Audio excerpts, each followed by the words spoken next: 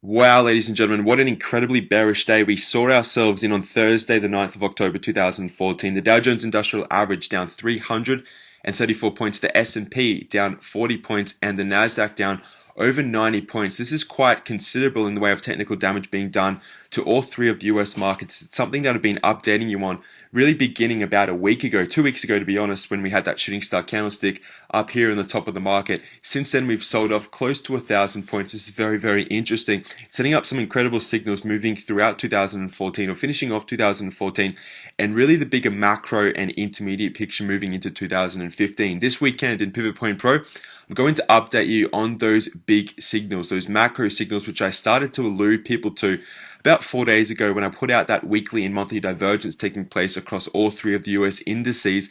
We're starting to see the reckoning. We're starting to see the sell-off, or at least the retracement coming into the market. Yes, we're doing this day by day, week by week, but I want to at least open you up to the big signals, the sell signals, which were taking place pre-2007, and comparing and contrasting them to the current signals that we're seeing across all three of the US markets. What does this mean for our individual top 12 individual trade lists? It means that there's going to be a lot of downside potential on these top 12 individual trades. So this weekend in Pro, I'm going to walk through those setups to the downside, also to the upside if there are being or remaining as bidirectional as possible. I also want to make one final disclaimer. This weekend Pro will be out on Sunday. It is not going to be out on Saturday, as I am leaving Brisbane on a quick business trip. The earliest convenience for me that I will be able to record will be a Sunday, or translate through to a Sunday, US and Canadian, also European time. So please hold tight on the Saturday.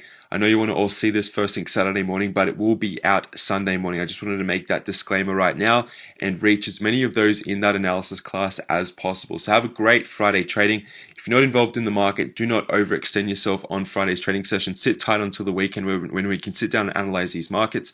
Until then, ladies and gentlemen, have a great Friday's trading session. I'll see you all over the weekend. Goodbye.